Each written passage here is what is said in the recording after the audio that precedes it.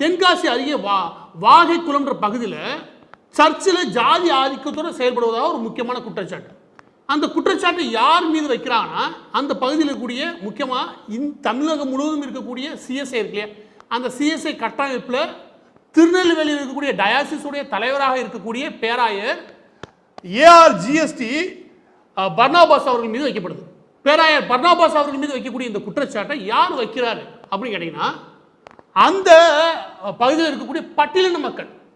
அவங்க என்ன சொல்றாங்க அப்படின்னா, ஜாதி ரீதியான ஒடுக்குமுறைகள், ஜாதி ரீதியான புறக்கணிப்பு, இல்லாட்டி ஒரு அங்கீகாரம் கொடுக்காம இருக்கிறது, அந்த மாதிரியான போக்கில் இந்த பேராயர் ஈடுபடுவதாகவும், முக்கியமாக பட்டியலின மக்கள் முழுவதுமாக புறக்கணிக்கப்படுவதாகவும், அவங்களுக்கான உரிமை முழுவதுமாக மறுக்கப்படுவதாகவும் அவங்க முக்கியமான குற்றச்சாட்டை வச்சிருக்காங்க. இவர் எப்போது பதவி ஏற்றாரோ அப்போ இருந்து இந்த பிரச்சனை நாளுக்கு நாள் வளர்ந்துகிட்டே வருது.